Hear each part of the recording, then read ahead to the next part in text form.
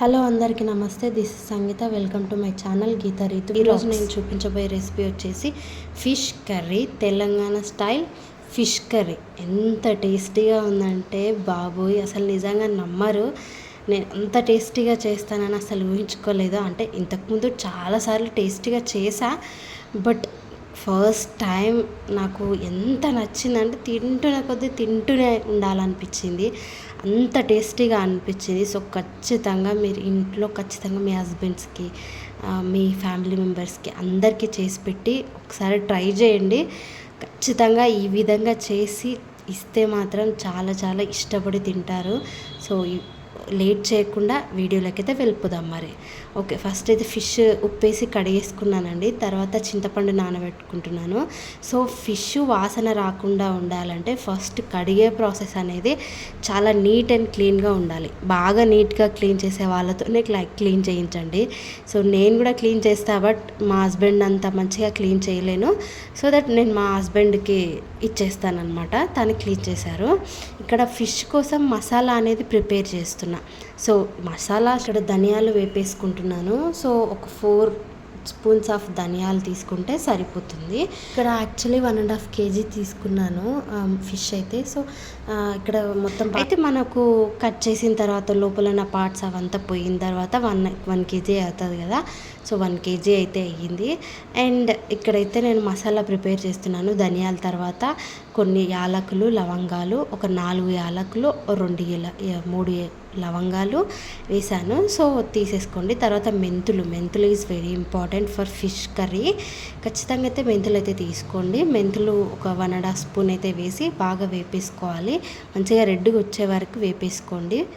And ఇందులోనే మీరు కావాలనుకుంటే జీలకర్ర కూడా వేసుకోవాలి. కావాలనుకుంటే కాదు, జీలకర్ర కూడా వేసుకుంటే మంచి డైజెషన్కి ఇంప్రూవ్ అవ్వడానికి కూడా బాగుంటుంది. సో డైజెషన్ అనేది మంచిగా జరుగుతుంది ఫిష్ తిన్న తర్వాత కూడా. సో దట్ నేను జీలకర్ర అయితే వేసాను. అండ్ బాగా కలుపుకొని ఇందులో మీకు కావాలనుకుంటే గసగసాలు కూడా యాడ్ చేసుకోండి. నా దగ్గర గసగసాలు లేవు, సో దట్ నేను అయితే యాడ్ చేయలేదు. అండ్ ఇందులోనే మిరియాలు కూడా వేసుకోండి. ఒక 5-6 మిరియాలు అయితే సరిపోతుంది.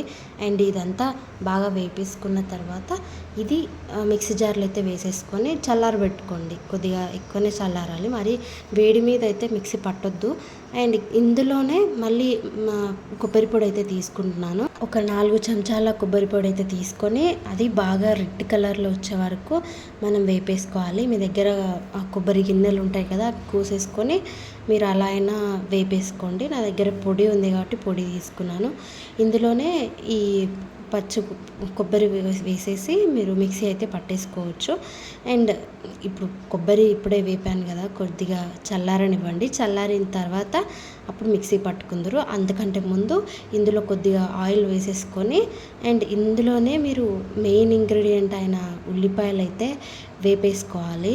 మంచి ఆయిల్లోనే వేపేసుకొని ఇది మిక్సీ పట్టేసుకోవాలన్నమాట. ఇది మిక్సీ పట్టుకోవడం వల్ల మంచి గ్రేవీ వస్తుంది. అండ్ దట్టు మంచి టేస్ట్ కూడా యాడ్ అవుతుంది. ఒకసారి ట్రై చేయండి, చాలా బాగుంటుంది. అండ్ ఈ విధంగా అయితే వేపేసుకోవాలి. తెలుసు కదా, మంచిగా రెడ్ కలర్, మరీ బ్రౌనిష్ వద్దు, మరీ రెడ్డిష్ వద్దు. సో మరీ ఈ విధంగా పట్టేసుకుంటే సరిపోతుంది, చాలు. అండ్ ఇప్పుడు మసాలాలు అయితే మిక్సీ పట్టేసుకున్నాను. మసాలా అండ్ ఫస్ట్ మసాలా పట్టేసుకున్న తర్వాత అండ్ ఉల్లిపాయలు అయితే పట్టేసుకున్నాను. ఈ విధంగా ఫైన్గా అయితే మిక్సీ పట్టేసుకోండి. మరి బరకగా కూడా ఉండకూడదు.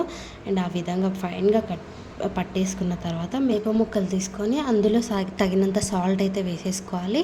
వేసుకున్న తర్వాత పసుపు, ఉప్పు, కారం అన్నీ వేసుకుంటారు కదా. సో పసుపు తగినంత వేసేసుకోండి.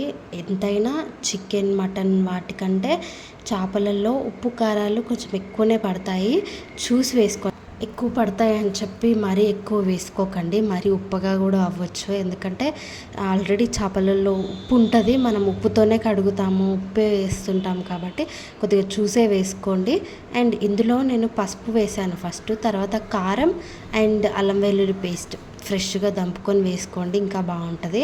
అండ్ ఇక్కడ మసాలా వేసేసాను, నేను చూపించాను కదా ఇందాక మసాలా, ఆ మసాలా వేసేసాను.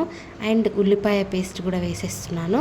ఇందులోనే వేసేసి కొద్దిగా ఆయిల్ కూడా వేసుకోండి మీకు ఓకే అనుకుంటే, లేదంటే నార్మల్ ఓకే, అవసరం లేదు కూడా. అండ్ ఇందులోనే మళ్ళీ కొంచెం ఉల్లిపాయలు అనేది మనం మిక్సీ పెట్టాం కదా, అందులోనే కొద్దిగా వాటర్ వేసేసి కలిపేసుకొని ఇందులో వేసేసుకుంటే మంచిగా కొంచెం బాగా కలిసిపోతుంది అనమాట, మరి డ్రైగా ఉండకుండా. కొద్దిగా ముళ్ళులు ఉంటాయి, సో చూసి కలుపుకోండి. నాకంటే తెలుసు, నాకు ఎక్స్పీరియన్స్ ఉంది కాబట్టి నేను కలిపేస్తున్నాను ఈజీగా. అలా అని చికెన్ ముక్కలు కలిపినట్టు మెత్తగా గట్టిగా పిసుకుతూ అయితే కలపొద్దు. ఇవి చేపల ముక్కలు కాబట్టి చాలా జాగ్రత్తగా కలపాలి, లేదంటే ముళ్ళు గుచ్చుకుంటాయి చేతికి. అండ్ ఈ విధంగా కలిపేసుకొని ఎంత బాగుంది కదా, అసలు నోరు ఊరిపోతుంది ఇప్పుడే. జస్ట్ మనం కలిపి పెట్టే టైంలోనే మనకు నోరు ఊరిపోతుంది. అసలు చాలా బాగుంటుంది టేస్ట్ మాత్రం. అండ్ ఇక్కడైతే నేను ప్యాన్ పెట్టేసుకున్నాను. ఇందులో మీకు తగినంత ఒక 3-4 స్పూన్స్ కానీ ఆయిల్ వేసేసుకొని ఇందులోనే షాజీరా వేసుకోండి. నాకైతే షాజీరా చాలా చాలా మంచిగా అనిపిస్తుంది, షాజీరా ఫ్లేవర్. అది షాజీరా అయితే వేస్తాను ఫస్ట్, ఫ్లేవర్ బాగుంటుంది. మీకు కావాలంటే వేసుకోండి, లేదంటే లేదు. అండ్ ఇందులో షాజీరా వేసుకున్న తర్వాత ఉల్లిపాయలు తొక్కతో ఏం అవసరం లేదు. మీకు జస్ట్ ఇంకా ఏ ఉల్లిపాయల తాలింపు వేయకుండా ఇంకా డైరెక్ట్గా చేప ముక్కలు వేసేసుకోవడమే. ఆ చేప చూడండి తల ఎంత పెద్దగా ఉందో. మా ఆయన తెచ్చిందైతే కొరమీను తెచ్చాడంట. సో కొరమీను బాగుంటుంది అండ్ బుచ్చ బాగుంటుంది టేస్ట్ వైజ్. సో మీకు కావాలంటే ఈ 2 ట్రై చేయండి. ఇంకా ఏమేమి బాగుంటాయి నాకు తెలీదు, ఈ 2 అయితే నేను ట్రై చేశాను, నాకు ఇష్టం. ఇవన్నీ వేసేసుకున్న తర్వాత అస్సలు కలపకుండా మీరు మూత అయితే పెట్టేసేయండి. అండ్ ఈ విధంగా ఆయిల్ అయితే తేలుతున్నట్టు కనిపించాలి. ఈ విధంగా కనిపించిన తర్వాత అప్పుడు మీరు చింతపండు పులుసు అయితే వేసుకోండి. చింతపండు బాగా మరి తగినంత వేసుకోండి, పులుపు ఎక్కువ అవుతుంది కదా. అండ్ తగినంత వేసేసుకొని అస్సలు కలపొద్దు. కలపడం వల్ల ముక్క అనేది విరిగిపోతుంది, అక్కడక్కడ మళ్ళీ ముళ్ళులు కూడా తగులుతూ ఉంటాయి. సో ఈ విధంగా పట్టుకొని జస్ట్ ఆ విధంగా ఇట్లా అంటూ ఉండాలి సైడ్కి, అంతే తప్ప మీరు స్పూన్స్ అవి పెట్టొద్దు అసలు. చేప ముక్కలకి మెయిన్ ఏంటంటే అసలు మనం చేప ముక్కలు ఎప్పుడు కూడా గిన్నె పెట్టకూడదు. ఈ విధంగా అంటూ ఉంటేనే కలిసిపోతుంది అనమాట.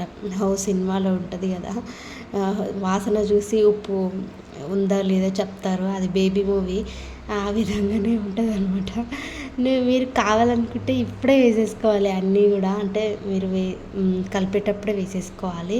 ఆ తర్వాత వేద్దామన్నా మీరు మళ్ళీ స్పూన్ పెట్టారు కాబట్టి మీకు ఉడికిందా లేదా అనేది చూపిస్తున్నాను. ఈ విధంగా ఉండాలి. అండ్ అప్పుడే చేప ముక్కలు రెడ్గా అవుతాయి అండ్ ఒత్తినప్పుడు కూడా మనకు సాఫ్ట్గా ఉడికిపోయి ఉంటాయి. సో ఈ విధంగా అయితే చేసుకోండి, చాలా టేస్టీగా ఉంటుంది. అండ్ కమెంట్ చేయడం అసలు మర్చిపోకండి. Like, share and subscribe to my channel. Thanks for watching.